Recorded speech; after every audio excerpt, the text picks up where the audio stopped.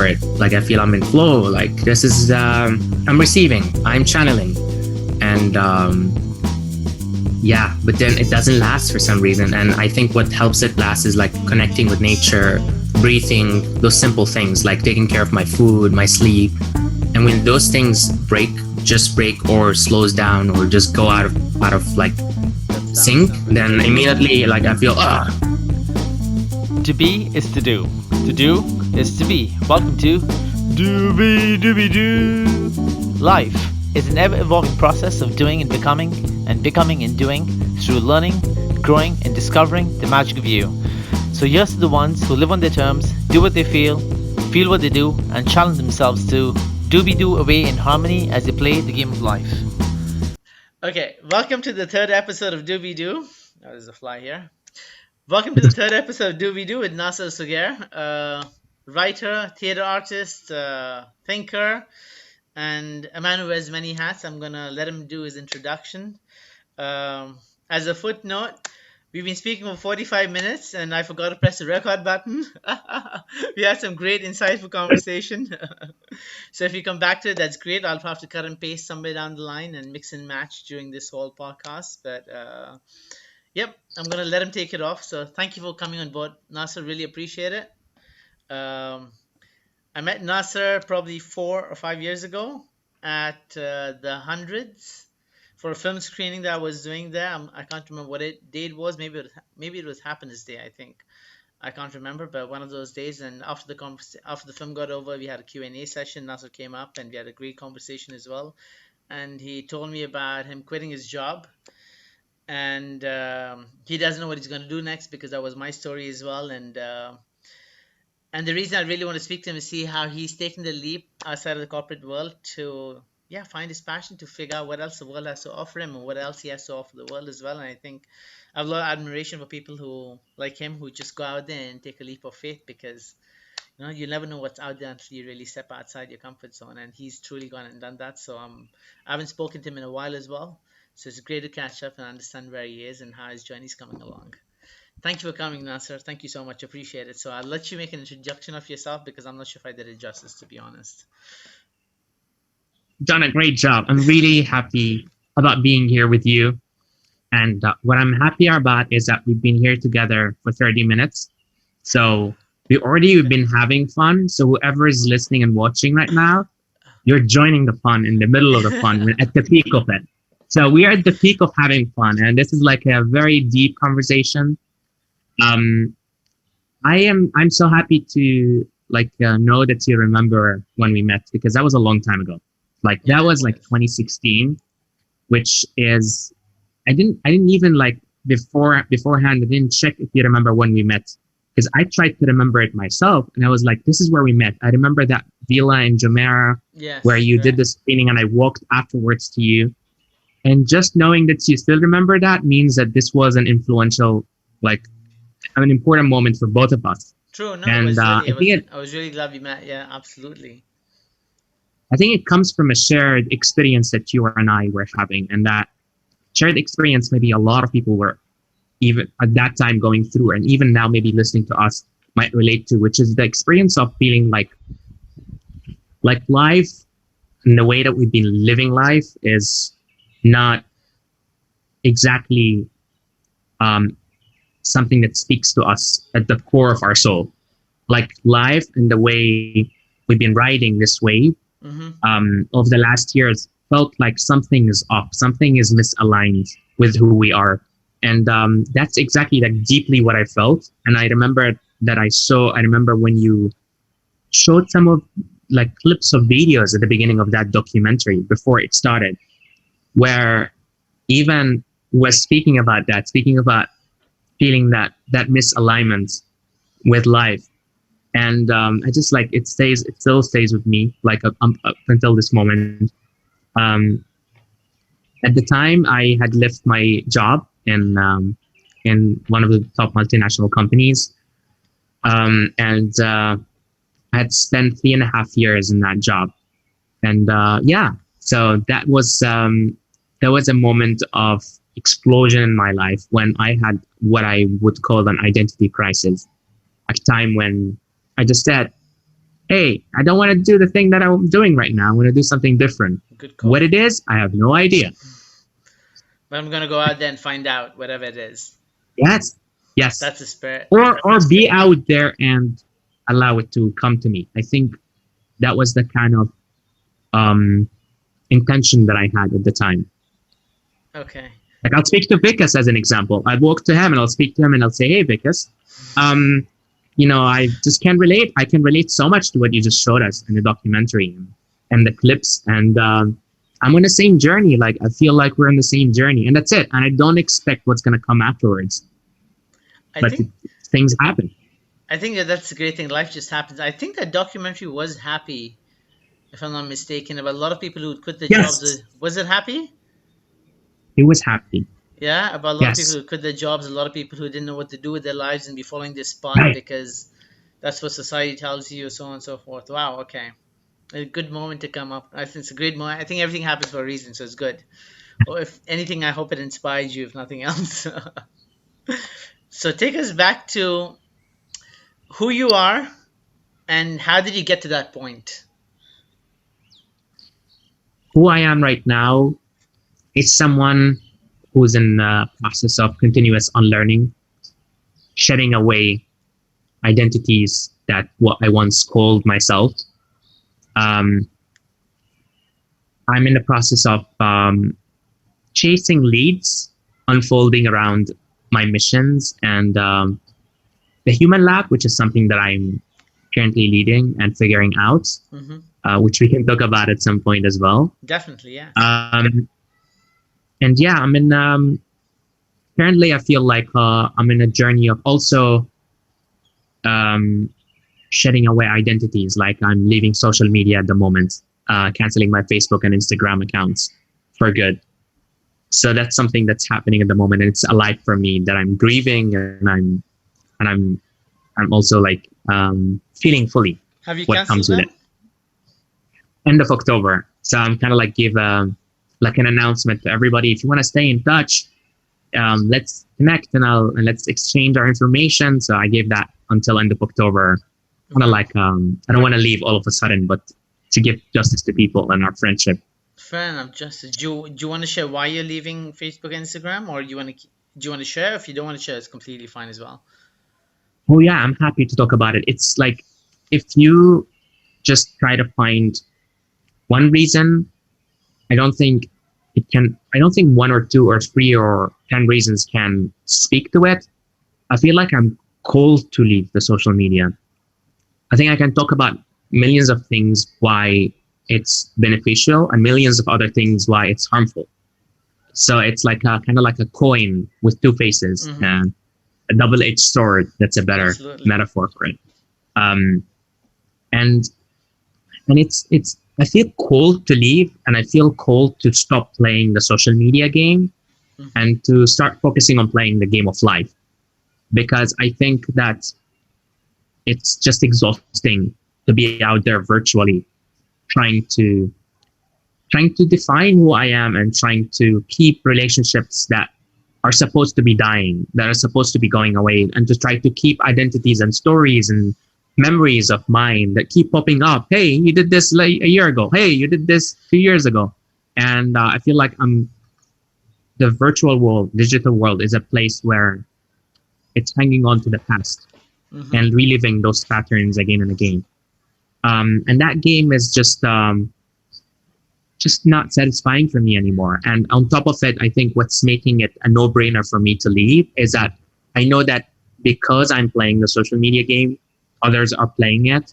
So when I think that I'm the reason for others playing social media, for being addicted to it, for being impacted by it, both in a great impactful way and another way in an addictive and in a harmful way, in both like sides of the coin, I feel like I am responsible for also leaving it so others can like maybe reduce it or leave it or find or play the game of life more. That's I think the best way I can explain. Like put the phone down and get out there, basically. Meet Yeah, I people mean, face to face. Having Yeah, fun. meet them face to face or be in solitude. Be, like both in solitude, meet yourself, meet Hmm. others, meet the world. And it's not just people. Like the first thing that comes to my mind, yes, people, absolutely, that's on top of the list. Then also like meeting myself and meeting the world, like being in nature and connecting with the sky, connecting with the sun, with the trees, with like feeling the sunlight on my skin. I like the humidity. It's a beautiful thing. Like if Hmm. you connect with that, like it's a natural part of the universe. The laptop that I'm looking at right now, the lighting, the microphone, they're all like things that I am happy to meditate and be with rather than just being in a race with myself and being in a race with others. Yeah, so I think it's Mm. just about connecting with everything, not just people, but with myself and the world. No, that's good. That's a good stance. I hope you enjoy that more. I mean, you feel more fulfilled after you've done that, I think, and really out there playing the game and being where you want to be. Um, I hope so. I hope so. I'm sure you will. I'm I have sure I no can agree with idea. you. I know a few friends who have left social media and they're very content. They're very happy not being online, spending any time online, being with people who they really like to spend time with wholly and solely with being attentive to who they're giving attention to and living that moment wholly and solely. So, yeah, as you said, there are pros and cons to it. I guess that's you realize within yourself and how you enjoy it. And I'm sure, I mean, social media has been around for what, like 20 years now? Odd. Before that, I think everyone was singing along just fine. So I don't think there's going to be anything changing unless you don't want to adapt to it. Yeah, I think you do well. So going back to who you were and who you are now till you came to that point where we met, and then we can take it from that point where we met and then what's happened with you after that, the human lab and so on. So before we met, who were you? I was a person struggling. I was a stuck person. Sorry, I'm gonna A interrupt you person. over there. Sorry, do you Sure. see yourself, are you a different person now than who you were since then? I am definitely. I would call it a less person, a person less than who I was. I'm not a Okay. different person. I'm that same person, but with way less things that what I used to identify myself with. Okay, that's great. So let's go find out who you were, and then we come back to who you are now and see where the thing, Like, what did I see how lose you on the way? evolved to become less. Yes, the less that's more, I think. I believe. I love that. Okay, so who were you before then? Before you came to that point where you decided to leave your job or leave everything you wanted to leave. I was a person who worked in the corporate world, who spent most of his days and nights working and dedicated to a mission of the company, and a person who um, was very much very much living in society's terms and the expectations around me. At the same time, I was happy looking, but not really happy from the inside.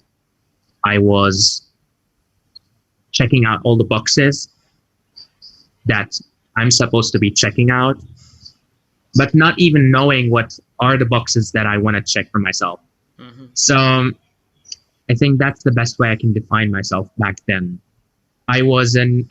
So I'm an engineer. I am an engineer. I was not an engineer, just was, but also still am an engineer. I have 2 degrees in engineering, a bachelor and master's. Um, and I worked in engineering for some times. And then after that, I left at some point to join Procter and Gamble Hmm. to work in something totally away from engineering. Yeah, I had like just dedicated my life towards the logical, technical world, the world that is all about problem solving, the world where you engage your head and your brains and trying to come up with solutions. And that really was the part that was most alive, active, and exercised at that time. So if you look at Nasser back then, you would see a head. Like Hmm. anything below here does not exist. Like, yes, it's there and you can see it, but if you scan it, and let's say if blue is like online and red is offline, you'll see this area is blue and everything else is red. That's the best way I can explain it. Okay, and what got you to the point of leaving that job then? You were there for 3 years, odd, you said early in our Three and conversation. a half years. Three and a half Yes, three years. and a half years. Isn't the engineering job?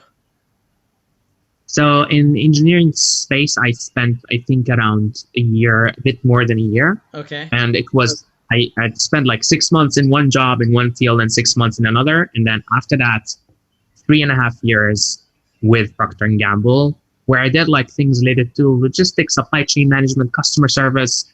I was involved in tax, legal systems, like all kinds of things. I was blessed to be trusted for that, and I was handed a big role, one that like I just dedicated my life towards, and I had a big team reporting to me. I started with 15 people reporting to me from the first day, and that grew up to 30 direct reports. So I was like handed like a trusted for, and also taught and being well taken care of um, in doing that job. So I grew so much in my corporate mental, logical, problem solving skills and personality. Wow. Did you enjoy those days in the corporate world? I, I enjoyed being praised for them. I enjoyed the interactions and the excuses that I had back then to connect with others and to learn about others. Because Mm-hmm. without a job, there's no excuse to go and talk to a colleague.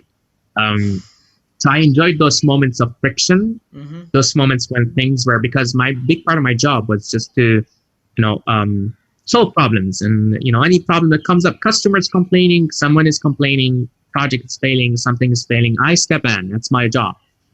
Um, yeah, I was loving that. I was loving the rush of it. I was loving the challenge of it, and I loved just thinking about how do I approach it, from which angle, how do I deal with that situation, and how to come up with a solution. And yeah, that's what I got promoted for. So 3 years, less than 3 years after my entry to Procter and Gamble, I was promoted, and then 4 months later, I quit my job. Wow. So 3.5 years, you got a promotion. 4 months later, you quit your job. So, I mean, what goes on? How does a person have a job of his dreams? I assume by then gets a promotion as well. How old were you then? I was 25. You're 25. You got 30 people reporting to you. You work for Procter and Gamble. Well looked after. Very happy. Everything went. How does someone quit their job at 25, where everything's working out for them? Identity crisis. I think that's Identity the best. crisis, or I think that's what I identity was going through. illumination, perhaps. So, Yeah, that's a better word for it. Identity illumination. Um, so what was going on? what was going on is misalignment. What was going on is not knowing, not understanding why I feel dissatisfied, why I feel discontent, why I feel unhappy, despite all the boxes being checked off. Hmm. Like all the boxes are checked off, I'm still unhappy. So what's going wrong? Like what's wrong? And that was another problem that my brain wanted to solve, because my brain is so good at solving problems. And then when my brain stepped in and tried to figure out the way, I think it made it a crisis. It made that identity illumination back then, which I don't call illumination, I call crisis. It made it a crisis because it made it a problem that I have to solve.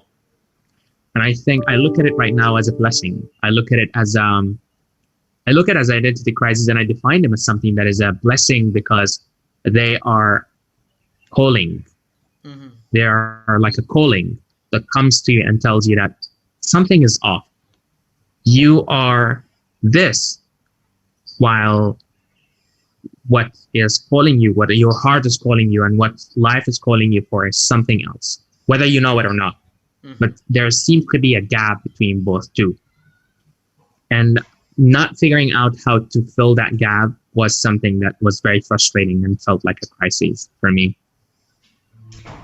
And you could feel it, although you had everything going for you. Yeah, you can feel that gap, and you can feel that gap widening the more you get praised and the more you get awarded and the more you get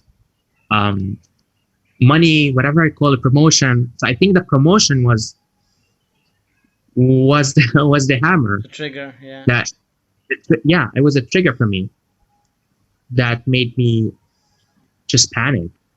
Like, wow, I am really speeding up in my journey and I'm heading to that place that I can so clearly. I can see so clearly, and I saw back then so clearly. And I don't want to be there. I am there actually when I look at it in the future. So back then in 2015, I'm looking at it and seeing myself there already. So it wasn't a question of when, it was just I'm there. I can live it in this moment. And that scared me. And that made me feel like, okay, so where do I go from here? And that's the question that is so difficult to answer. That's a question that even adds more dissatisfaction, more unhappiness, because I started looking back then at the goal, like where do I want to reach? Where the destination? Which direction do I go to? Okay, and what was the enlightening answer that you came up with? Where do you go from here? So how did you I manage that? think You quit your job, and what did you do then? so before quitting my job, I was immersed in the field of personal development and I was Okay. learning a lot. Mm-hmm. And I was working towards my coaching certificate, life coaching certificate. And I finished a training course of like 70 hours before I quit my job. And I was reading I was reading books, and one of my favorites are for Robin Sharma. Mm-hmm. I was following a lot of his work, and also Tim Ferriss, and like the 4 hours work week, Yes. and all like those famous books that were enlightening, and they promised me with some glimpse of satisfaction and happiness. Mm-hmm. And I fell for them. I fell for the idea of self-development and setting goals and reaching destinations that were way far from here and way different than where I was back then. So I quit my job with all of that, with the intention that I'm going to become a life coach and someone who is influential for the young people. And my focus was on university students and young graduates, fresh graduates from university, to guide them on prepare for life after graduation and figuring out the truth of like, not what you study is what you should necessarily end up doing. You could, and maybe that's something you enjoy, but for most of us, we chose our major just with a simple decision of like for example, for me, I was in a school bus, and how I chose my major is that my friends were asking, so what major are you going to study? And the first person said electrical engineering, the second said civil engineering, and the third said civil engineering. And then my turn came, and I didn't know what to say, so I just copied and said civil engineering, and that's how I chose my major. That's how I remember choosing it. It was that simple thing. And to think that I was going to build my life based on a degree that I chose with such simple decision was just not logical at all. And I was willing to let go of everything that I had back then, whether that's an engineering degree or whether that's my engineering jobs or the job that I had. Life, or 6 years of your life, or 8 years of your life, and let go and start all over I'd say all my life. Yeah, I'd say all my life, because in school I was so focused on science and like mathematics and physics and all of that. And I was so good at it. That's what scared me the most, is I was so good at it. Like, because if you're good at something, then why the hell are you leaving it? That's from the people around you. They would ask you that. Like, are you crazy? Like, are you crazy? You just got promoted. You're leaving. You're just like, you're at the top of the game, and you're like, you just want to leave the game? What the hell's going on with you, Naser? And like, shake Naser. Maybe he'll come back to his senses. Like, what the hell's going on, Naser? So I was receiving lots of shakes from the people around me, and it was quite tough to make these decisions. I'm quite sure, especially with your folks and family and community and friends. Yeah, it's not easy. It's still difficult. It's still difficult up until like even now. It's still difficult, but way less difficult than what it was before. Okay. Because there is a pattern that when someone is really shifting and changing, and over time creates a pattern, then it's easy for people around us, for our loved ones, to see that pattern, and they project that pattern. So dropping out of engineering set up a new pattern of like dropping out of the next thing that you're leaving engineering for. So when that happens, the people are not surprised, but they would be surprised the first time it happens, and so on with everything, like applied to everything else. True. So yeah, that was something. So my pattern right now for the people around me is that they gave up on me, and they think that I'm headed towards like places that are probably not best for me. Maybe I'm destroying my life, or maybe now I think the story is changing slowly towards like, we trust him. He's figured it out the last 7 years. You know, he's not broke. He's not in the streets. He's not dying. He's actually still alive. He's doing well. He's learning stuff. He's growing. He's entering new spaces. I think there's a slow change in that story from the people around me.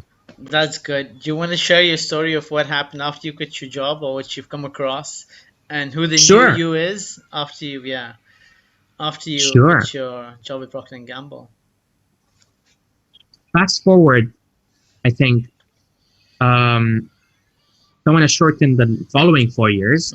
So fast forward, and throughout those 4 years, what happened is that I quit, and then I was following that dream of wanting to influence students, and like really open their eyes on figuring out their passions and their purpose. And I was using these words: passion and purpose, helping people figure out, helping young people, students and fresh graduates, figure out their passion and purpose and work towards it.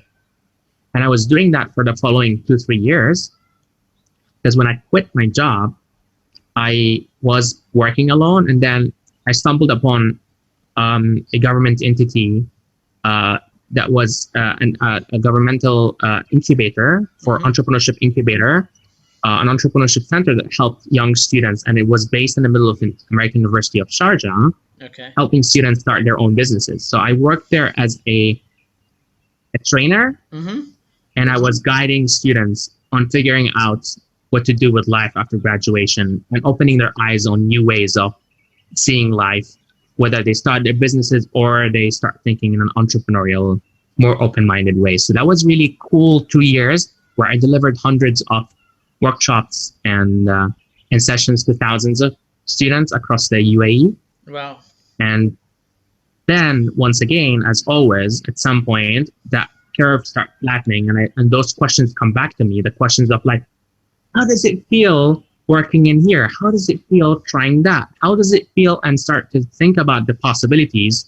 I had the urge again to blow up my life and to move on to the next thing. So I had a simple decision of like, I want to leave my job and start my own company, which is focused on training and facilitation of workshops. Mainly idea was do it for the corporate world. So I can manage to make it sustainable and figure out a source of revenue, and focus on team building. So that was around the start of 2019. I started my company, the Human Lab. Worth mentioning is that I got involved in theater the previous 2 years. So when I was working in that entrepreneurship center, I'd never done art before in my life, but I figured, just discovered there's something called improv, which is the idea of improvising on stage and creating shows on stage without a script. So I spent 3 years where I was in my day running trainings and giving speeches and talks to students across the UAE in the day, and in the night, I was building shows. Wow. And I was improvising on stage, acting and directing. So yeah, that was my journey in those like the following years that were really opened the space for me and helped me step into the arts, which I had no background in at all, and also expanded and opened my mind about the possibility of having my own thing, building my own thing. So the Human Lab was built, but it was totally different than what it is right now. Okay, tell us more about the Human Lab, and how did it kick off? How did you come up with the Human Lab, and what was it meant to be, and what did it become eventually? And where is it going? What it was, isn't where you wanted to go. it was something that I felt that I was struggling in the when I was building my business. I was struggling in actually making my business exactly what I wanted, because what I really exactly wanted was something difficult to make money out of. Mm-hmm. So I was just adjusting to meet the market, starting with the market need. So Yeah. naturally, when it started, it was just for corporates, workshops, team buildings, using the tools of theater so we can encourage teamwork, up, boost optimism, creativity within teams. And I had clients here and there. I was making some money, some of it from theater, from acting, Mm-hmm. and some of the revenue. So I was doing role play within trainings, Mm-hmm. acting as an actor within trainings. But at the same time, I was also running and facilitating team building. Um, so that happened for like 6 months, and then I got sick, and I actually dropped everything and stopped the human lab, and I wanted to focus on my health. Okay. What happened is that I just totally just collapsed, because I fell apart, because I realized that the previous years I spent in my days working and in my nights acting and building shows, I discovered that my body was actually dying and falling apart, and I wasn't taken care of. So I Sorry to just hear stopped, that. and I just decided, and I'm very happy that it happened, because that was a year ago Mm-hmm. when my immunity went down, and there was no explanation for what was happening, but I was getting flu every few weeks, Mm-hmm. and I got it 10 times over just a 3 month span, and then decided to stop completely, do nothing, like literally do nothing, and just spending time in meditation and nature, meditating and just being with nature, like hours every day. And I spent 2 years in sorry 2 months in the U.S. traveling around the U.S. Mm-hmm. and just being with myself and being alone in solitude and meeting people. And then I came back and I was like, I'm gonna build the human lab how I want it to be. I'm not gonna build it for the market. And so it's now shifted towards facilitating and creating spaces of the unknown and designing mystery. Mm-hmm. So we can. So the idea is to help find the wisdom within. So when people are in the space of the unknown, where we are in the space of the unknown, we're able to discover wisdom within us that is not in the outside world. It's a wisdom that comes from our body, from from Mind. our ancestral wisdom, from just the imprint of who we are, which is saved in us for not Generations. millions of years now. Yeah. Mm-hmm. So so that's something that I was doing until March came in, COVID hit, and Okay. everything that I was doing is gone. All my clients called, canceled, all the jobs, and I'm back to Square one. to scratch. Okay. Yeah, exactly. Are you back pursuing the human lab still? So I stopped for 4 months, and then in July I restarted and kicked off. So for the last 3 months, July, August, September, and now October, so 3.5 months, I launched online, and I changed the whole mission, because now I'm doing everything online. So what I used to do face to face, Okay. it is not possible anymore. So now the whole mission has changed, and it was looking at the need of connection. So what I'm looking at right now is belonging and connection. Wow. And the Human Lab is all about helping people connect with themselves, Mm-hmm. others, and the world around them. And the way that I call it is the Human Lab is an interactive space to practice being human. So that is the main mission of the Human Lab, is to help people practice being human, connect with themselves, others, and the world. And we do that through interactive group experiences online, which Interactive I've managed stuff. over the last 3. I said that really quick. I'm Yeah. sorry. I just figured out like, oh, you already know it. You actually don't. I should have said it slower. And the best way to describe the interactive group experiences Interactive is group that experiences. they are online containers where people come in, where we structure games and activities, where participants are able to explore themselves, others in a space in between, in a safe and brave space where they're able to show up and discover things about themselves and others in the process. Wow. So that's a big part of what we do. And over the last 3 months, delivered so far to 400 people. Wow. Over the last 3 months only. We've reached out to 400 people, and the feedback has been like really great because it's helping a lot of people connect in with others while being isolated, while being quarantined, what people being trapped inside their houses or trapped even in the behind the masks outside. That's brilliant.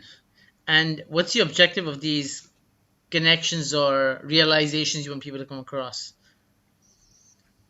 It's a very good question because initially there was no expectation Mm-hmm. except connection, and we didn't know what connection meant. So connection meant maybe learning something new about yourself, maybe trying something new, maybe risking in a space and expressing a part of you that you are afraid of expressing. And that is through conversations and dialogues that are designed as games. Mm-hmm. But then it evolved into a space of tapping into collective wisdom, which is when one person is in the room and I give them something like a problem to solve. It's different than when there are two people in the room and I give them the same problem to solve. It's different than when there are 5 or 10 people in the room. It's different than when there is 20. It's not like 1 + 1 is equal to. It's like 1 + 1 is equal to something that I don't know, I can't even define. So the collective wisdom is this idea of emergent wisdom from togetherness, from all of us being together in the same space. That is a mystery, and that is something that I used to do when I was designing mystery and spaces of the unknown. Mm-hmm. But now they're taking a different shape and definition, because now these containers are containers of collective wisdom, healing, collective healing, and they are becoming more and more simulating containers of healing from collective traumas, from traumas that we inherit Mm-hmm. from our past, whether not just collective but also individual traumas. So I'm not a therapist at all, but I educate myself all the time about the spaces, especially the ancestral wisdom and collective trauma and all the techniques for figuring out how to bring people together and design a safe space for them, and brave space, not just safe space. So that has been really my biggest realization. This is where I'm at right now. This is what I'm trying to figure out. What are those containers doing? And it's quite interesting at this point. Wow. I think there's a lot of on what you described. I think it's quite overwhelming because you've got all these people that you can interact with in so many different ways, and I think the container is so empty you can put whatever you decide to put into it. So it's really vast, and it can lead you to any dimension, any realization you want to channel it towards at the end of the day. And it's Yes. infinite Yes, Jacob. in terms of possibilities. Thank you for sharing Sure. that. It was good to listen to that. So Thank you for opening the space and welcoming that. no, I think it's a great potential, and I think a place like this is very corporate focused, and it's just focused on people grinding every day, coming from 90% of expats come from different parts of the world, in this part of the world, just to work. I think we need a space for humanity and to be, and just to exist and learn and realize, besides in your own private space, collectively as well, because there's a lot of realization as well to be done collectively, as you said, which is very true.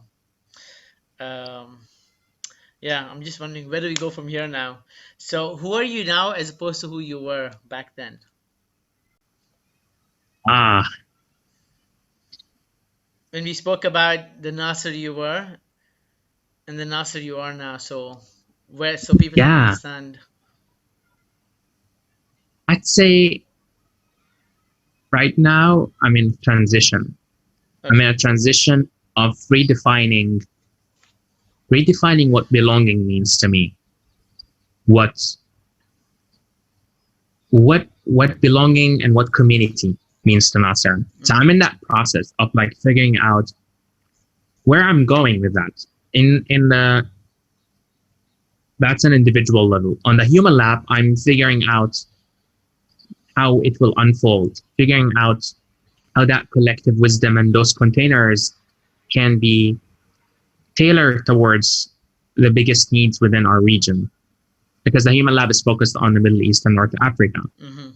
So instead of tailoring it towards just global problems, to make it more local and make it more relevant to where we are. So I'm figuring out what those needs are, and I'm figuring out how I can channel these beautiful containers that, as you said, are so flexible and can be tailored to anything towards the biggest needs. So that is unfolding, and I'm unfolding as well in the sense of Driving the process. what the hell, where processing it, but also processing individually why I'm doing this work, Mm-hmm. and what does it mean to me specifically, and also like just chasing and figuring out what's going to happen after I leave social media. Like what's going to happen being in quarantine and someone who spends a big part of their time at home, and I do not know how belonging in community will look like to me. Will I be more lonely than I have been? Because I feel like I have a sense of loneliness that is always like a friend with me. Mm-hmm. And I don't know if that's going to widen, that loneliness is going to widen, or I'm going to find a different way of defining community. So I'm in that space of unknowing, that space of transitioning. And also it's a space of knowing. I have a certain level of knowing in where the human lab is and in where I am right now. Mm-hmm. But yeah, there's a mystery in where I am right now that I'm really curious, scared as well. Mm-hmm. I'm actually scared, and I have no idea how it will look like 6 months from now, 12 months from now, a couple of years from now. Isn't that the Especially exciting with part as well? everything that's happening around the world, especially with everything that we don't know about what's going to happen with the world. True. And what's normal going to look like in the next 3 months or 6 months or 1 year as well. But don't you find that exciting as well, that you don't know where it's going to look like? So the possibility is endless. But I guess I'm just looking in terms of goals and definition of where you want it to be in terms of growth. But I think there's a certain, at least I find a certain charm about the unknown. It's the surprise of going towards something unexpectedly without expectations. To me, I think that's, yeah, you just manage to surprise yourself. It's perspective, I guess, as well, how you look at it. Uh, but that's great. I think it's great you're going towards that path without even not knowing for sure where you're going to be going, but still going ahead with it because you believe you want to discover and find out and discover and grow and go to that process as well. Transitioning, I think we always in transition, because I don't know, do we ever arrive? Unless you decide you arrived and that's where you want to plot yourself and you think you've arrived, yes, I guess. But I think the journey of being in this continuous uh, being of transition, or just continuously being in transition. So you never arrive, but you're always going and moving, because I think change is the only constant, right? And that's, if there's no change, I don't know. I rather enjoy the change than be, just be the same throughout, because I think being the same is so knowing, it's more of knowing what you are and who you are and being in that comfort zone. But that's not, to me, it's not exhilarating, it's not challenging, it's not interesting enough. You want to be in transition, you want to be going towards the unknown, because that's more exciting. That's the way I look at it, at least. Yeah. Yes, There's yes, there's so absolutely. much It's there's like so much wow to look towards that. I think when you know where you're going or where you are, I think you're just like, okay, what's next? Or at least that's how I feel. Uh, it's a form of controlling. When I know where I'm headed, I'm deceiving myself. It's an illusion of mhm. control that I know where I'm headed, because I have no idea. Because when COVID hit, Yeah, everything that I thought that I knew that I was gonna do, it's gone. true. So, and COVID is just an example of like so many things that happen small at a smaller scale as well on daily basis, where they remove that certainty that we have. And I love that what you said about the change, that just life is a constant change. Like life is always gonna change, and I think That's Nasser when I look at it in myself. It's like when I stay the same, or when I resist change, or when I fix my vision of myself, and when I know where I'm headed, I'm actually living in the past because everything else will still change around me because the universe will still change.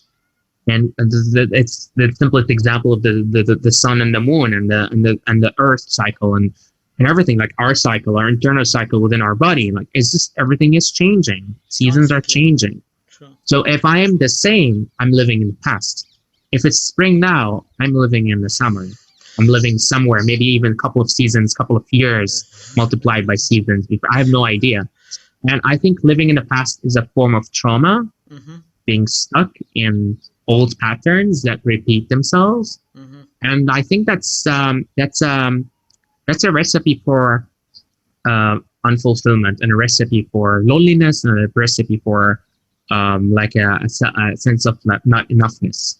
But I love what you said about like I just love to be, and be is a form of presence, being in the present moment, which is changing Yeah, because this constantly moment changing. Yeah. has changed just right now.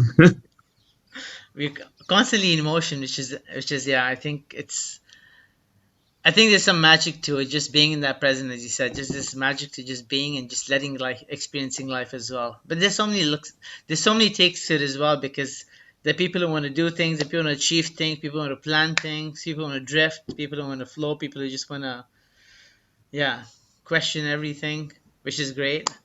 And I think that's what we said early on, I guess the part which was not recorded about the enrichment of perspective, right?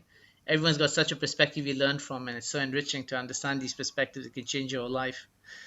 Um, so what's next for you in terms of the human lab? You don't know. I mean, you told me what you're planning to do with it, and are you have anything else in the books that you're planning to do besides the human lab right now?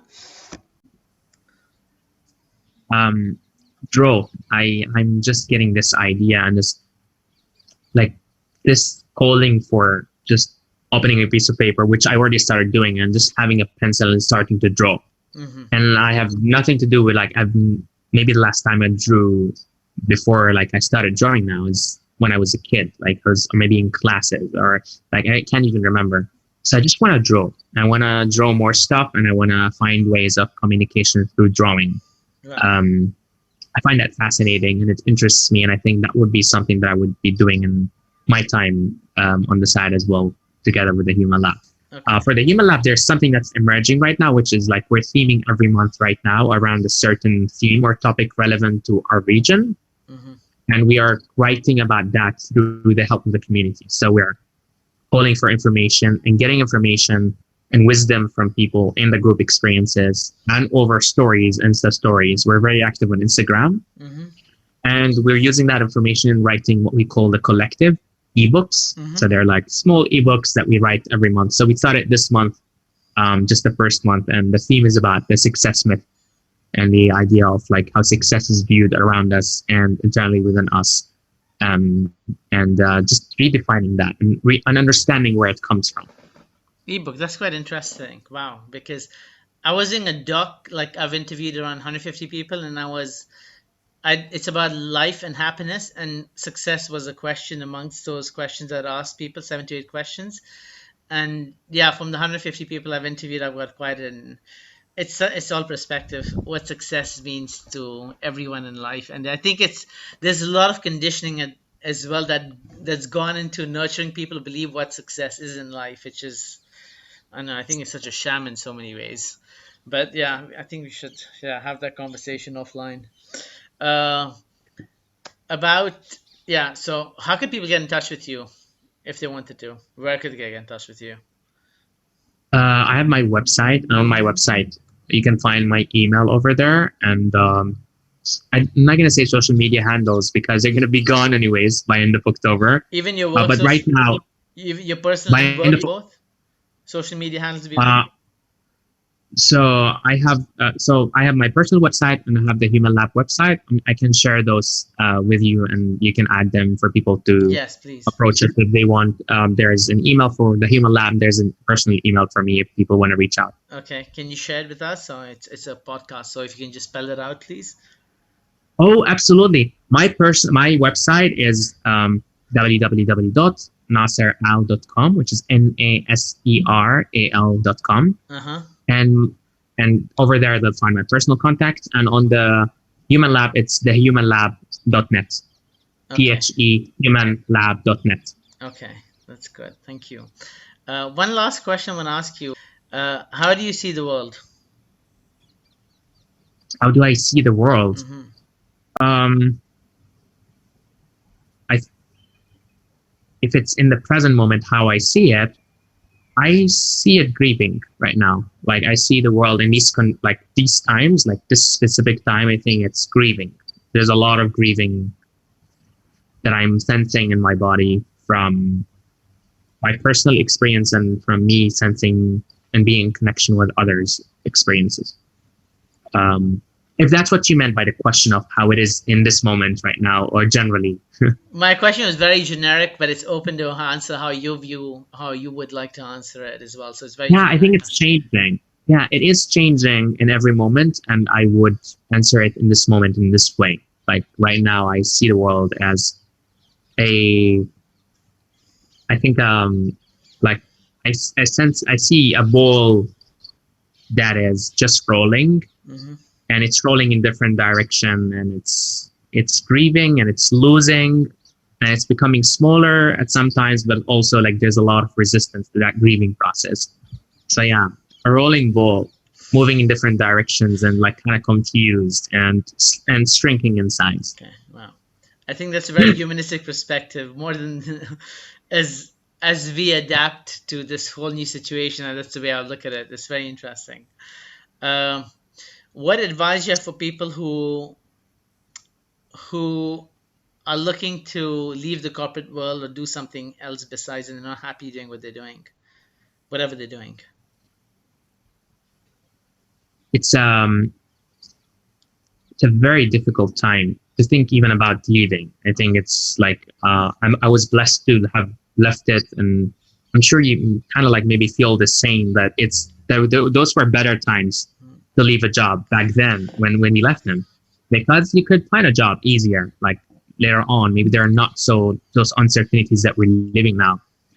So anybody who's thinking about leaving right now or thinking about that they're unsettled in what they're doing right now, whether it's a job or it's a business or even in their like being here, whatever that is, um, I would say that to do everything that you're not doing now. mhm, So if you're at this moment thinking so hard about figuring it out, the best thing to do is to do the opposite of this, is to really just be in a state of silence and stillness and just do nothing. And at the same time, if you are in the process of setting goals, like I want to figure out and set goals here and there, maybe the best thing to do is to let go of goals that you set for yourself, or pictures or images or visions of the future that you set for yourself. Because I think that what we resist persists, mhm, and whatever we hang on to mhm, is going to constrain us. mhm, And so if I'm thinking that I should leave this job or I hate this job, then I am stuck in the hateness and in the wanting to leave. mhm, And that's a story that I will be stuck at. So what is the opposite of that? Or what is the contrasting picture of that? Is what I'm recommending and inviting anybody who's listening to embrace that side. And it's often about slowing down, being in a still silent space, connecting with nature, connecting with solitude, because those places are rich, those places are energizing, those places are places for grieving old stories and welcoming new ones and welcoming new possibilities. yeah. Possibilities are always there. You're right. Then you got to embrace and be open to everything that comes your way, and that's the only way you figure out what's going to come your way and yeah, who you can become. Is there anything you'd like the audience for I mean, add to the show, or say to the audience before we close? I want to invite everybody to just grieve, like just allow the world to come in.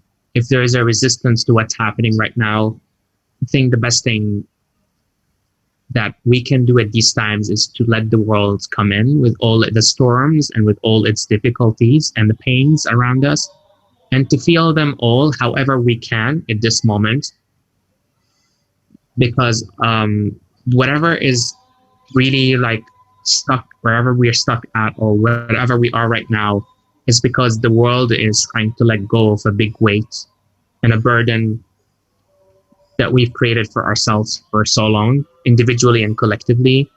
And I think the best thing that we can do as individuals and as collective is to just receive it all, welcome it all, whatever that is, welcoming all, which is like the great and the worst, and whatever it is, how you want to label it, on both sides of polarities. I think that's what I want to leave the audience with, to think about that. What else have they not welcomed yet that is calling them to welcome it? Mhm. Well, I think that's a good thought for people to leave. I mean, leave people with, leave them pondering about their actions, I guess. And follow Vicus as well, and follow Vicus and Yeah, all the should episodes that follow are coming Vickers, but next. yes, we listen wanna to we the want you cast, but don't to. follow me, maybe. Thank you so much, Nasser. Really appreciate your time. Thank you for coming aboard and sharing it. Apologies, you missed a lot of it in the beginning, which because I didn't press record, and we had a great conversation as well. Thank you for putting up with that and repeating quite a bit of it. And well, I look forward to being in touch. And if there's anything I can help you with, let me know. And I'll see you soon, I hope. That's Thank you fun. guys for Thank you very listening. much. I'm gonna have Nasser's website, and I'm gonna Nasser's Human Lab and personal website mentioned below, so you can reach out to him directly as well. And yeah, if you find it interesting, please leave us comments below. Thank you very much. Have a great day. Okay. Yeah, so I think that's a good close. Well, thank you for listening in. I hope you enjoyed that. If so, please do subscribe. Until next time, happy Mondays.